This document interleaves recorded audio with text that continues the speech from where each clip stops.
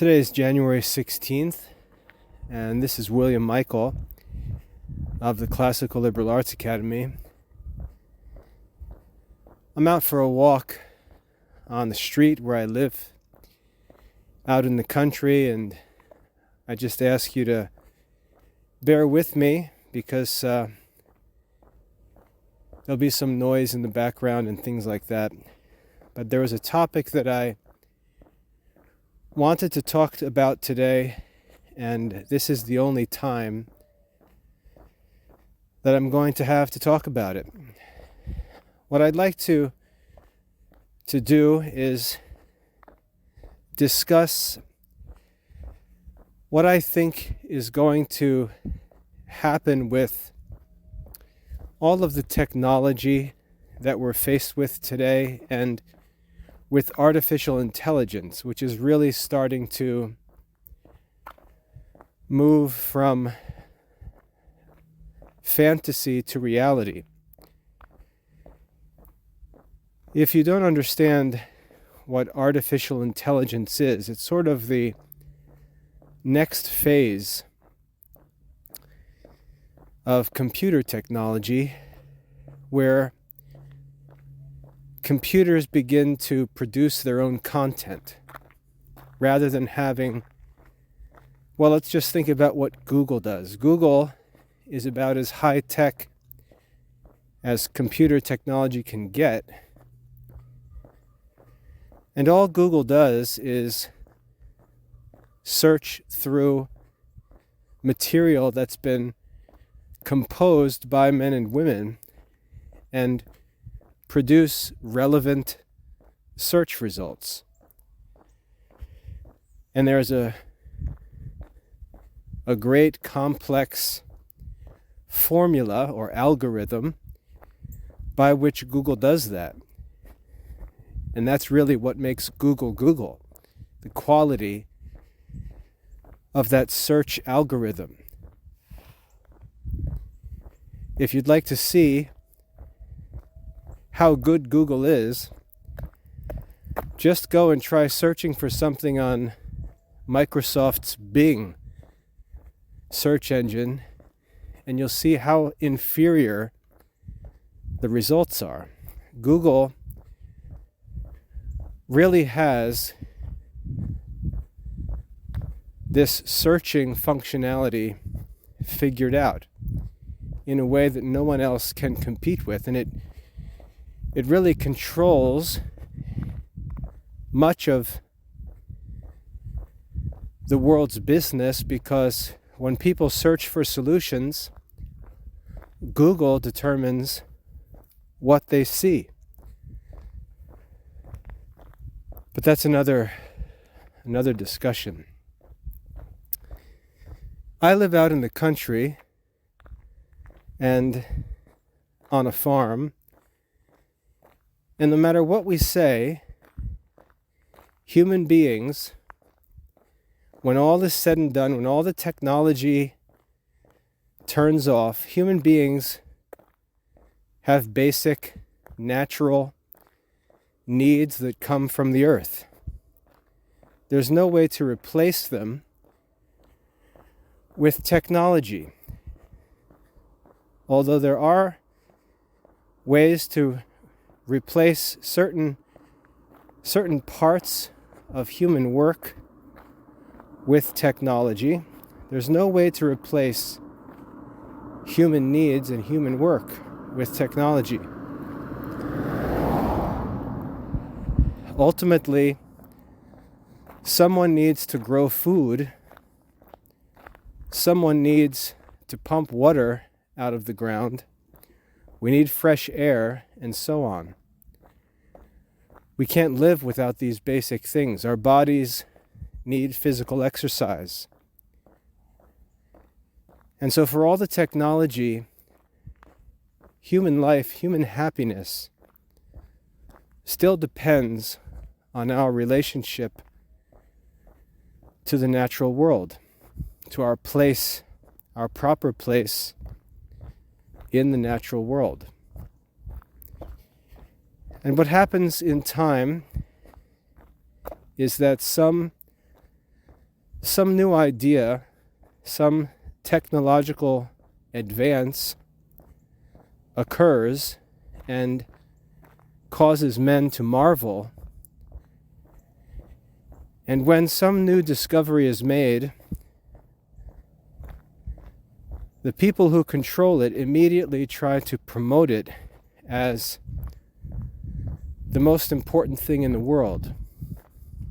And they imagine 1,001 different ways that it can be used, as if it's going to be the only thing we need, and all of our lives are going to change. And this is just marketing. Last night, coincidentally, while I was grading student assignments, for some background noise, I put on a PBS documentary on the life of Henry Ford.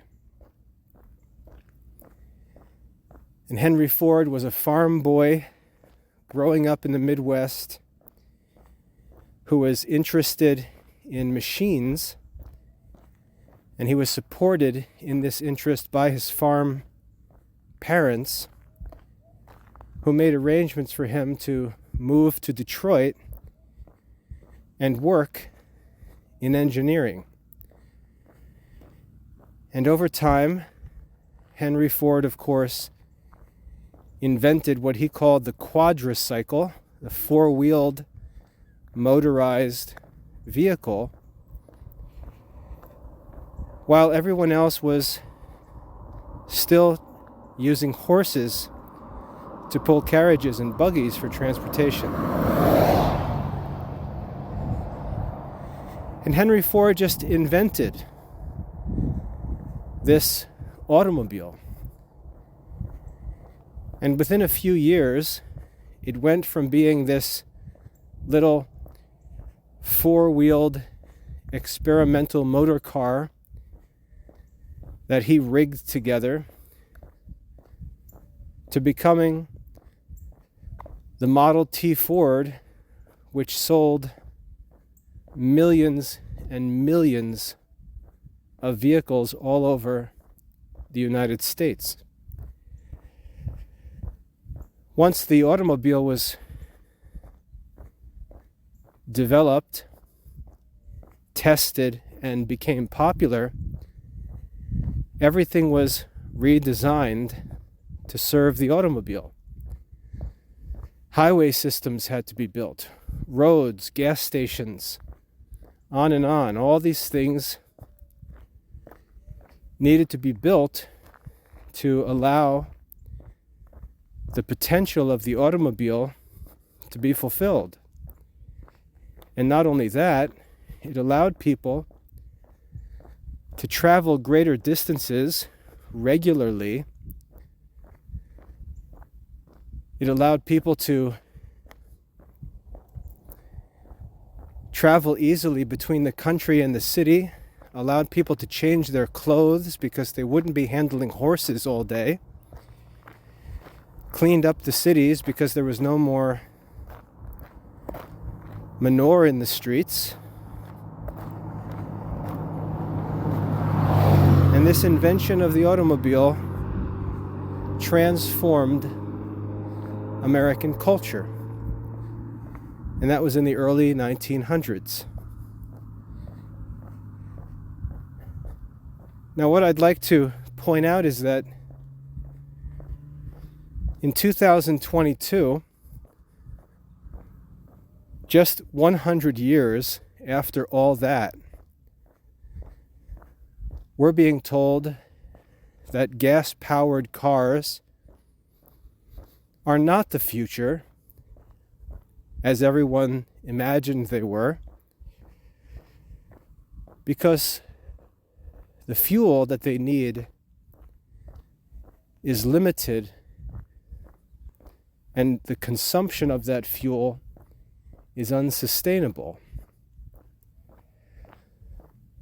So now we're moving from gas-powered cars to electric cars.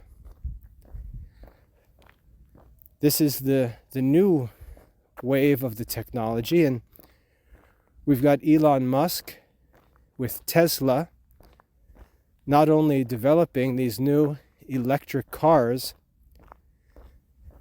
but explaining how everything now depends on electricity.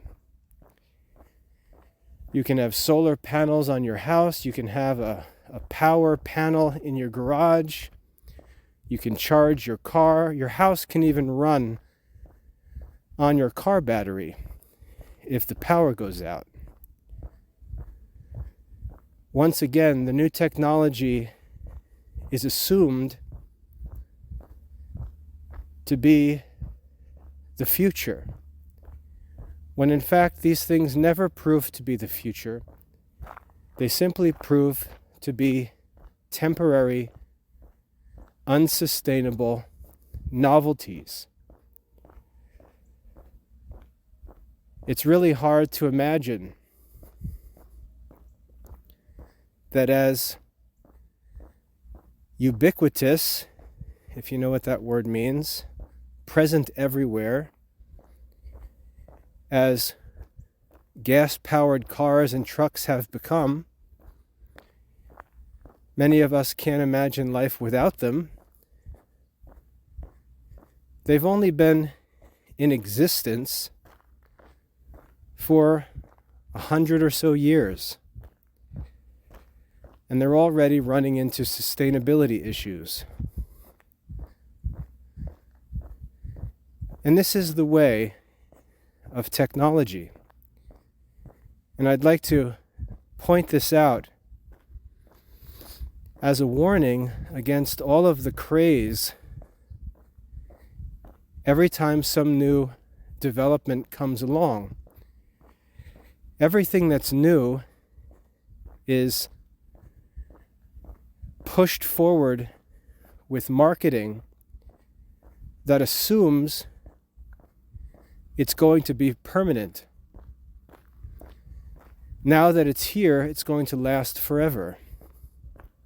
And the truth is, these things don't last very long at all. How'd the train work out? Lasted even less time than the automobile might. And so we've had all of these different ideas. How about the blimp, when the Zeppelin was going to be a new mode of transportation? That didn't work out so well. Alongside the automobile, we've had the airplane, which has advanced as far as technology is concerned from the basic plane that was a step above a glider with a motor to now we've got radar avoiding stealth bombers in the military, even manless drones. The technology is always impressive just to see what can be done, but it's not sustainable. It's not natural. It's not permanent. It's not what God intended. And every time there's some new technology, it's like throwing a stone straight up in the air. When the stone leaves our hand, the speed of the stone, maybe even the height that the stone reaches, appears impressive, but sooner or later, the stone ends up back where it started. Because nature is reality. And everything that we do, contrary to nature, eventually breaks down and returns to its original place, as we do ourselves.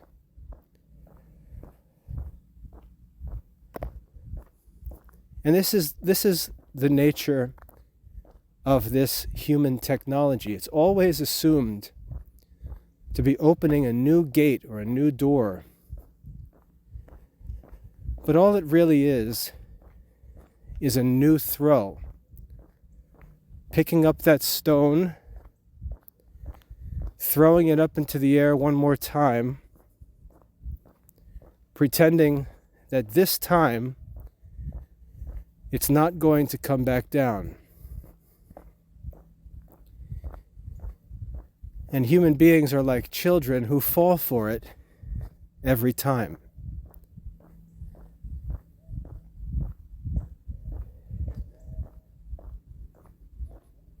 Today, we've got artificial intelligence rolling out, and it's going to do the same thing.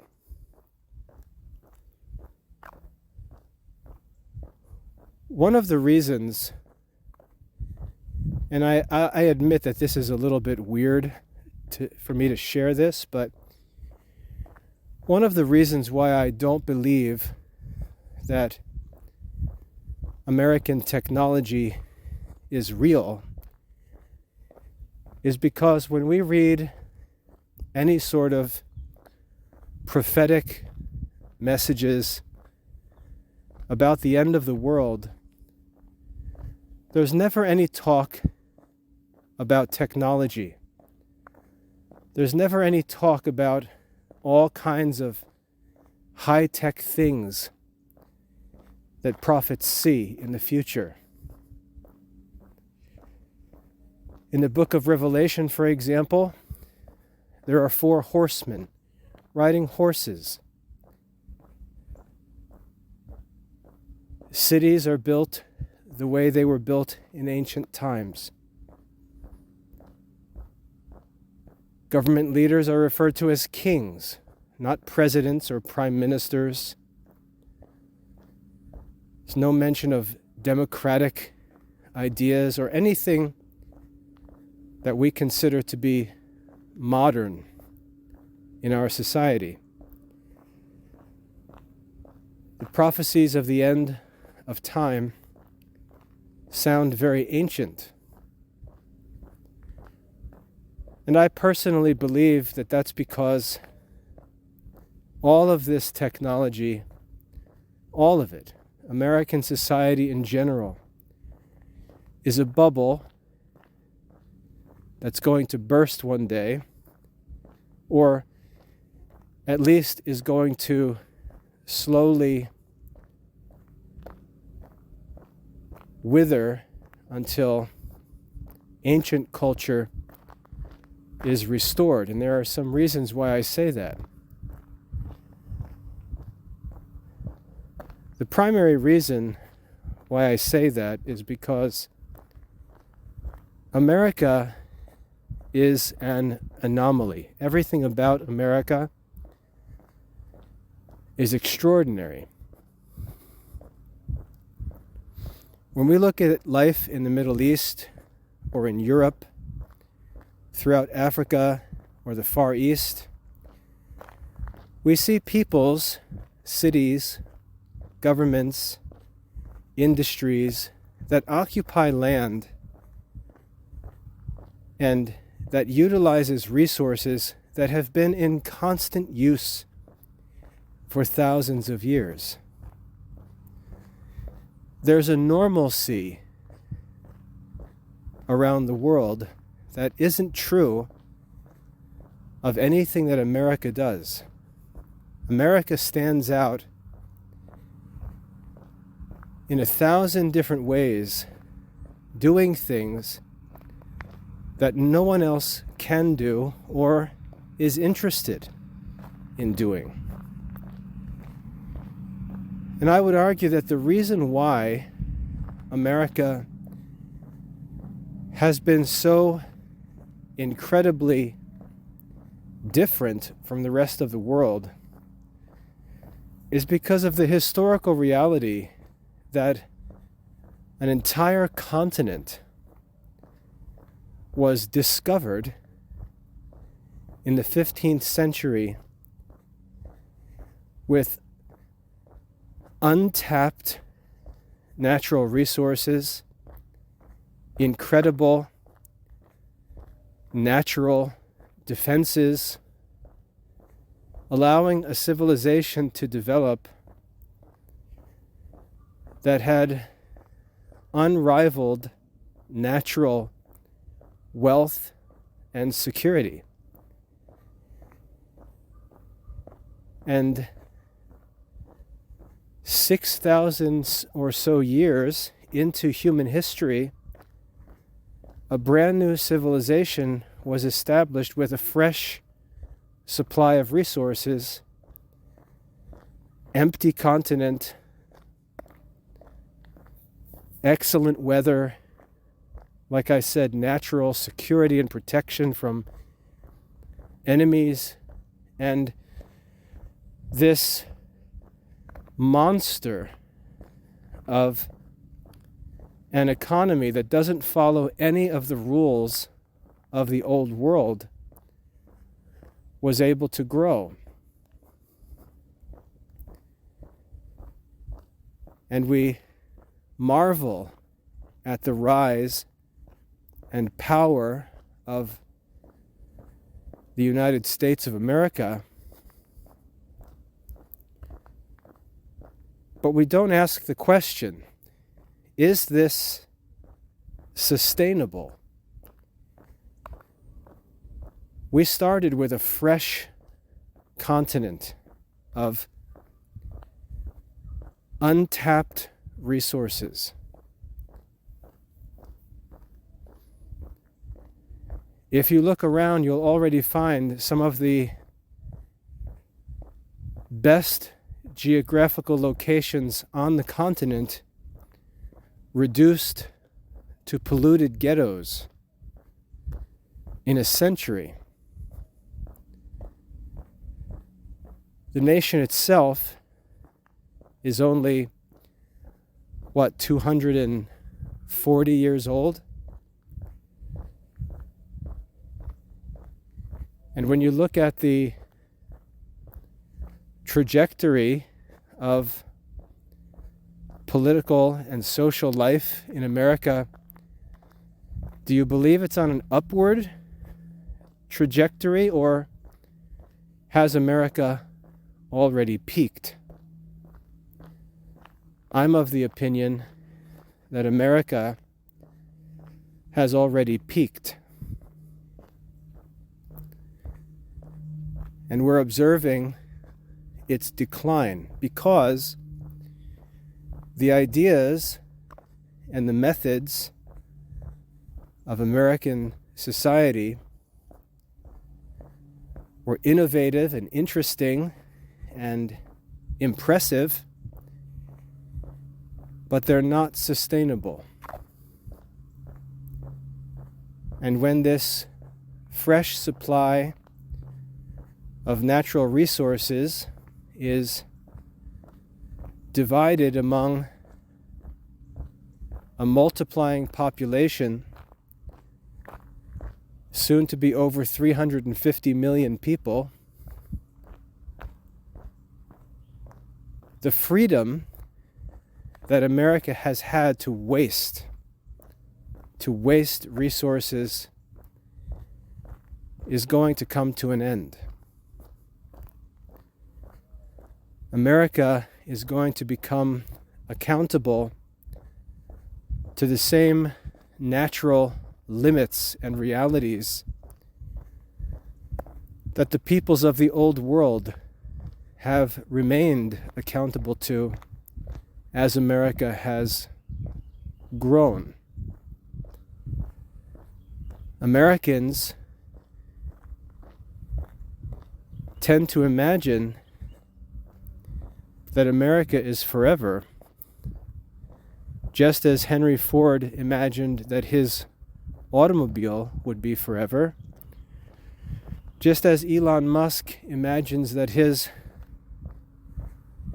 electric cars will be the new forever,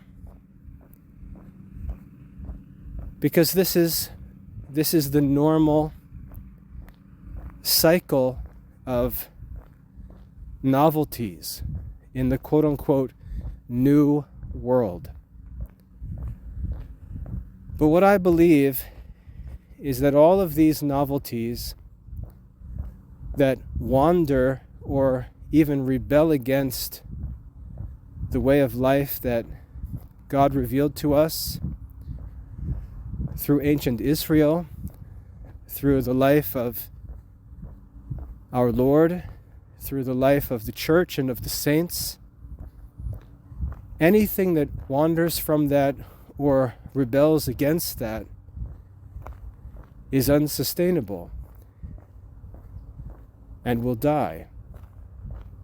It's not possible to act contrary to the will of God.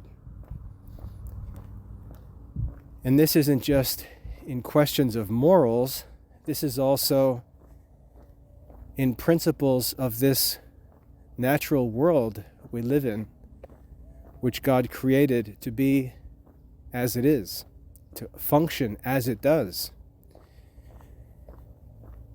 When He created man, God said that man's job would be to dress the ground and keep it, to have dominion over all of the natural creatures that God had made, both plant and animal. And we can see that one peculiarity of this modern world, the new world as it were, is the idea of human life that has little or no contact with the natural world, as if we've risen above and moved on from our original created purpose. And of course, that being unnatural, it's also unsustainable. My grandfather grew up in rural West Virginia at a period in American history where a third of all Americans lived on farms. 50 years before my grandfather was born, that number was closer to 90% of Americans lived on farms. Whenever we talk about colonial America or the founding fathers, we need to remind ourselves that 18th and 19th century America was an agricultural society that in the 20th century decided that it was going to become an urban and suburban society, assuming that as the numbers of people living in these cities continue to increase, that somehow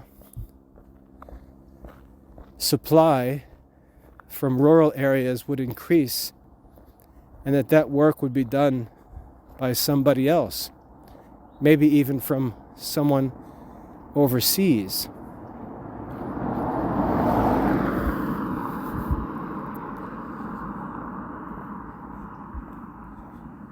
But there's no plan for how this urban, suburban society is going to sustain itself. Because ultimately, as I said before, human beings are a part of this natural created order, and they cannot live apart from it.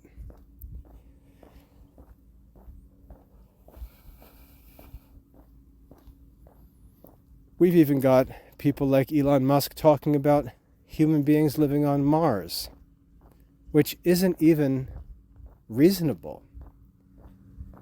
There's no air on Mars. There's no water on Mars.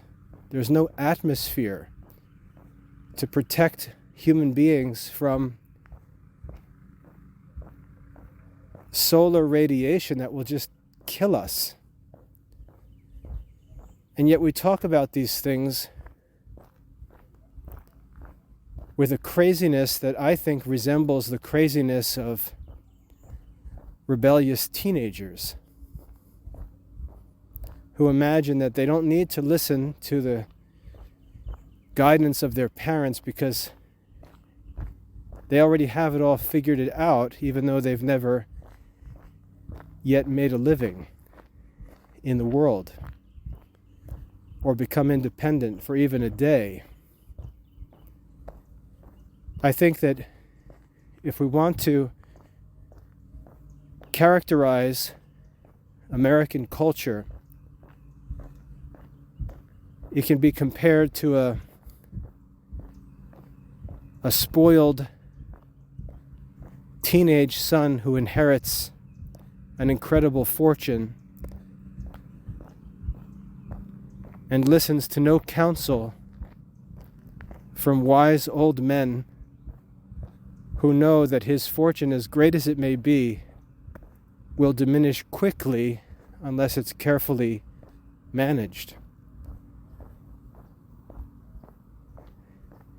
And America's prodigality is catching up with it pretty quickly these days.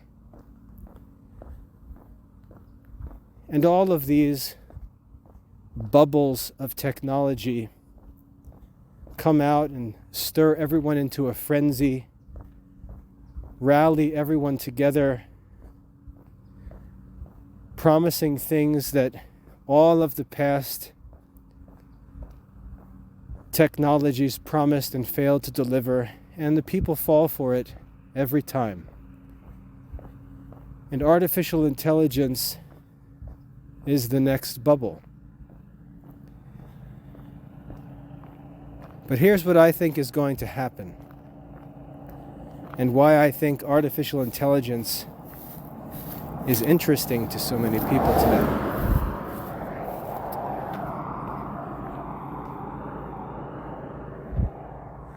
The internet was developed in the 1990s. It was like a discovery of a digital new world. All of the valuable land for business, the highway retail space, the mall space, office space in busy cities, it was all filled and was very expensive. Only the most competitive businesses could even get into those spaces. And everyone complained that the rich get richer and the poor get poorer because there's no way of breaking in. There's no way to even get to the table. And then when the internet came along, all of a sudden, all of the haves scoffed at it, and all of the have-nots saw it as their chance. Men like Jeff Bezos built Amazon while Sears stood there and watched. Today, Sears hardly exists anymore, even though it controlled American retail in the late 1800s, at least into the 1900s. But it was replaced by Amazon, and by not adapting, Sears couldn't maintain its old world model and slowly collapsed. Amazon is the future. I don't think that's true. Amazon is a novelty. It was a very interesting idea, very impressive. We can all marvel at how crazy it is that you can go online and place an order at 1 o'clock in the afternoon and it could even be delivered by the end of the day. That's impossible to even comprehend if you grew up in the 1980s, when delivery took days, if not weeks, and that was just normal.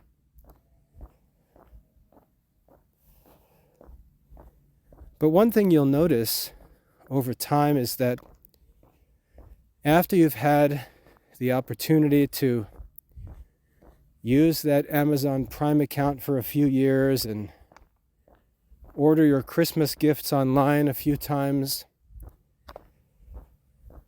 you start to think back to the old days and you say, I really miss going to the mall. I actually miss going shopping. I miss walking through the mall when you used to be able to grab a soda and a pretzel while you did your shopping, visit the clothes stores to get your back to school clothes, but also watching a movie, maybe spending a few minutes in an arcade. There was much more to the mall than just getting your products as quickly and cheaply as possible. It was an event. It was a social event. It was a place to hang out. And all of that is being replaced by this new idea of online shopping. And once the novelty wears off, you're left wondering if this is really the best option.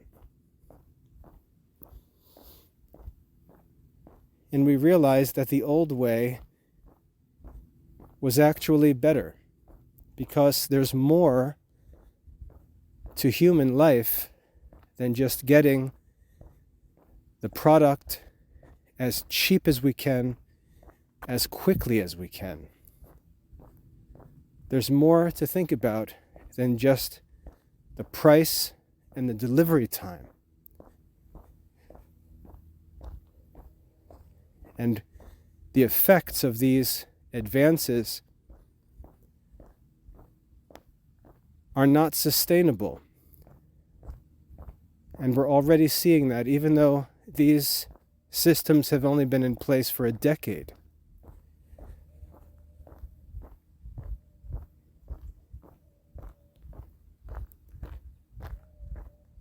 Computers have always, or I shouldn't say have always, for the past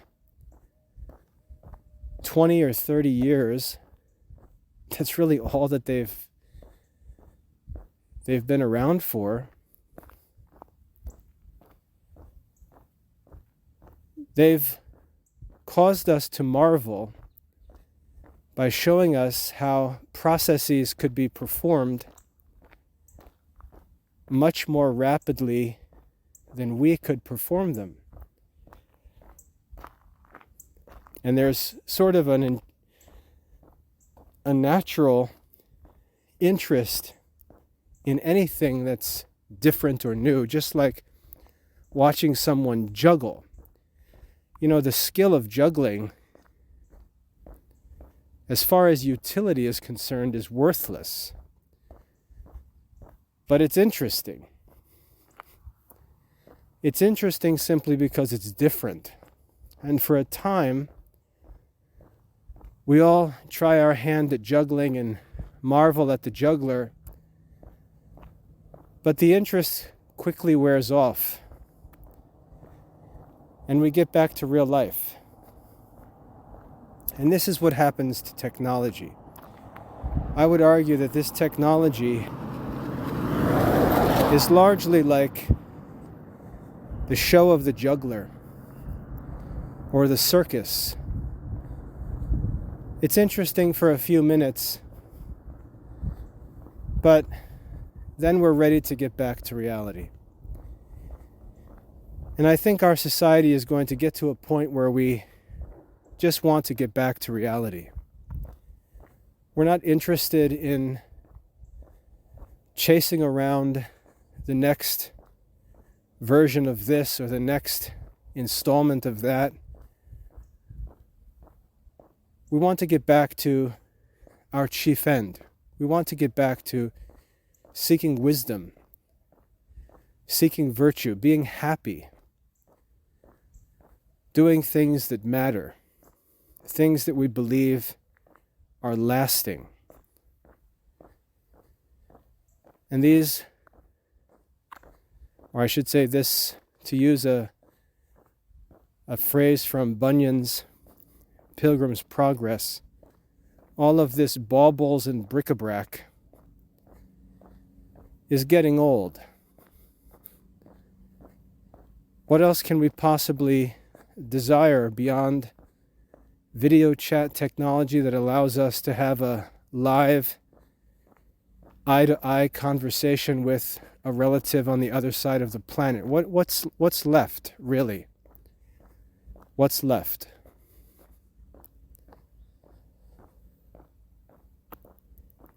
And I think the only thing that's left is the pursuit of this fantasy of a workless existence on earth, sort of the opposite of the purpose for which we were created. That's really the only thing that's left. And this is where I think artificial intelligence comes in. Artificial intelligence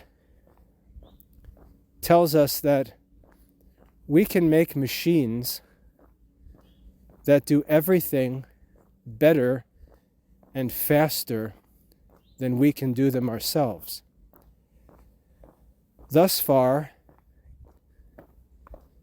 the effectiveness of a computer has been limited to the quality of the program that some human developed to run that computer.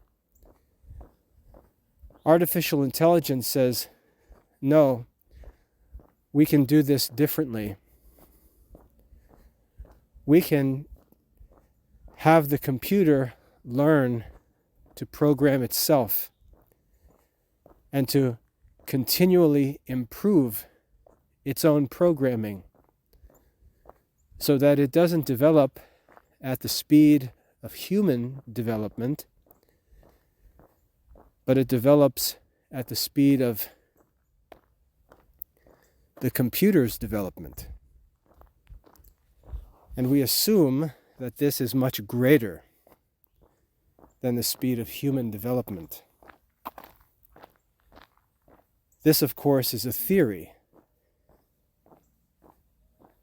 And it's, again, assumed that we're going to actually be happy living in this new artificial intelligence world, when really all this is another juggling performance that shows us some new cool trick that technology can perform.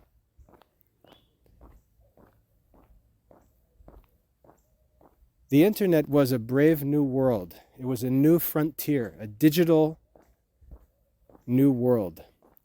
And it gave millions of people the opportunity to do business in ways that couldn't be done on the ground. And because there was so much space, it felt infinite online. And business owners and salespeople had access to billions of people. There was relatively little competition, and it's been more important to just get something done than to do anything with quality. And so things like writing website content, marketing emails, that sort of stuff has just been farmed out to people at the bottom of the totem pole. And we've all become accustomed to this low quality spam message marketing intellectual life. We all consider it normal. Just like we considered getting boxes full of junk mail to be normal back in the 80s. It's not normal. It's crazy. And it's unsustainable. Or the telemarketers calling on the phone with an automated message. It's cute, clever, maybe effective for a little while, but not sustainable. And artificial intelligence is just another one of these unsustainable bubbles of human technology. It's going to impress people initially because it can do all sorts of useless things, interesting juggling, and things like that.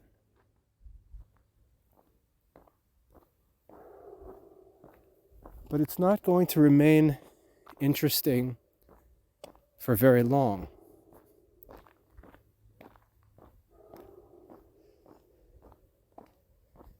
We're going to get tired of artificial intelligence and wish that we could simply write a poem, or make a song, or write a letter, or draw a picture.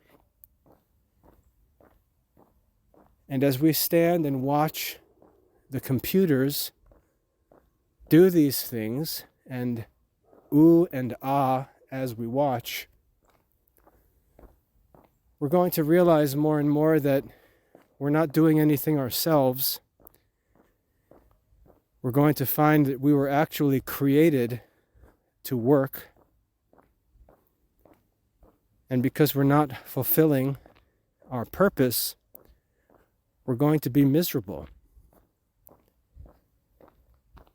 And the question is just, how much longer are we going to pretend that we're impressed by the new technology? How much longer are we going to pretend that life is getting better, or that we're getting happier?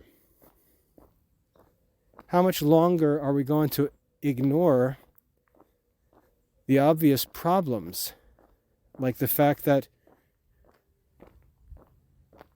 it's harder and harder to not become obese? It's harder to read the writings of a philosopher or a theologian. It's harder to sustain any meaningful task or project because we're becoming stupider and lazier and less skillful in any area of life.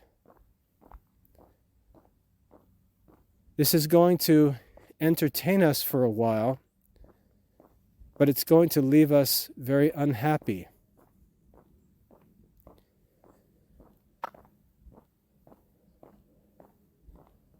We're going to be doing 1 million things at 1 million miles per hour, but none of them are significant things.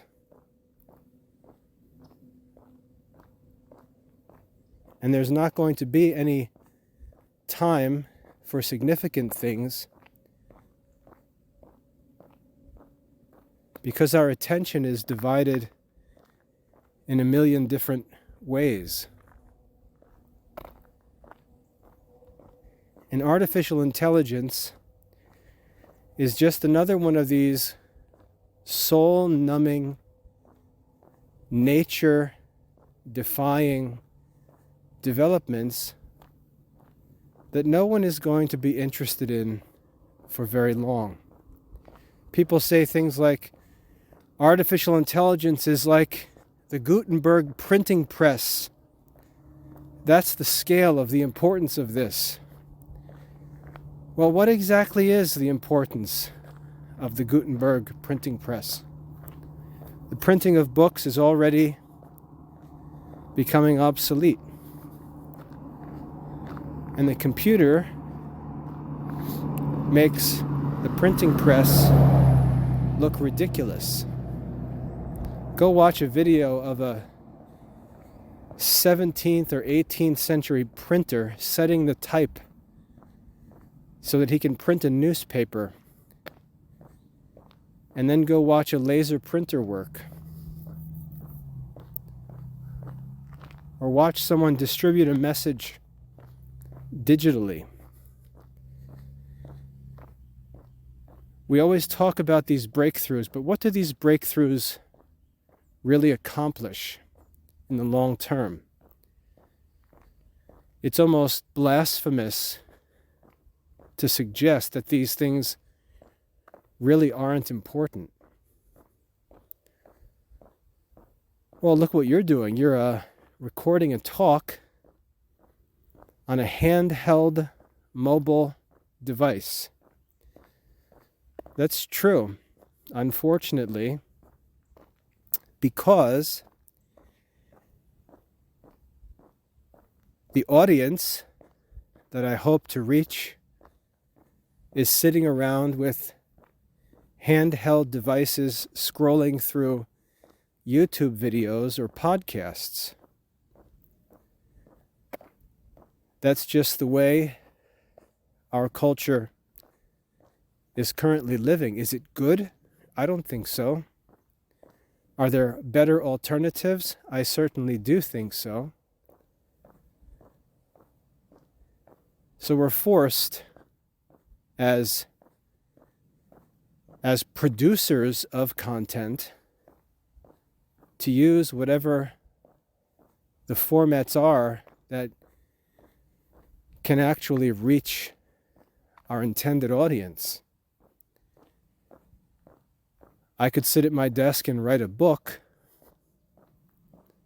I could go down into town and give a speech on the corner of Main Street,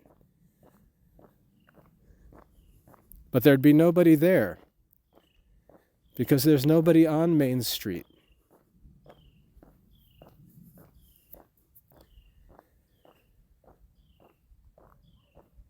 I don't know that the book would sell because everyone's reading social media posts and watching YouTube videos.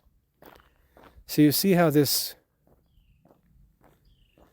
affects not only the life of those who are consuming content, but how it also affects those producing the content. Artificial intelligence is going to cause an appearance of change and probably have all kinds of detrimental effects on human life. It's going to lead to all kinds of radical political changes. Millions of people are going to be put out of work because of artificial intelligence and the technology that develops. And then politicians are going to recommend things like universal basic income as the solution for a society of human beings that becomes increasingly idle and useless. And we're not going to be happy, but we're all going to be standing around marveling at the technology, ignoring the fact that it's destroying our quality of life, unless we define quality of life as not sweating, not getting dirty, not getting cold or hot, not having to labor or toil. If that's our definition of quality of life, then yes,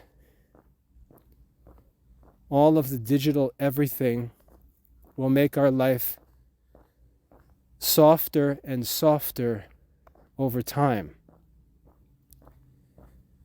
But we're going to find that human beings weren't designed for that soft and delicate life. They were designed to be happy in the presence of great labors, in the solution of great problems, in dressing the ground and keeping it and having dominion over all the creatures that God produced in the earth. And the more we move away from that work, the less and less happy with ourselves we're going to be. And that's why we're going to see a society that becomes increasingly technological and decreasingly happy. Artificial intelligence is just the next juggling act coming through town for us to all marvel at and throw our money at. But it won't bring us any real advance or achievement. And we'll all speak about artificial intelligence one day, just as we talk about the steam locomotive, the VHS tape, the Polaroid camera, on and on, through all of the great advances that have come and gone. And it's not until we get our attention away from these things and refocus on the timeless and natural things that God intended for us to occupy ourselves with, that we'll be happy, that there will be justice, that life will actually make sense again, and we won't be living in this dystopian nightmare that we see around us in American society. And once artificial intelligence has its day and runs its course, there'll be something else. Hopefully, eventually, we'll get out of this, get our feet back under us, and live like human beings. Because the technology is a delusion. It's a mirage. It's never going to bring us anywhere, because the way of perfection, the way of perfect happiness, was taught to us and modeled for us thousands of years ago. And there's no need for any different way of life. It's actually when we live in harmony according to God's will in this natural world, and only in such a circumstance, that we actually feel at peace. I honestly don't have the answer for how we break out of this stuff. My work in classical education is intended to reorient ourselves around that ancient wisdom, which is as true and essential to life as ever before in history. But the distraction of technology and the constant running after it seems like it's never going to stop. And it's just going to drag us into cheaper and more meaningless lives that we can't explain. But hopefully, we can break free from it and learn from our past experiences and not fall for it again.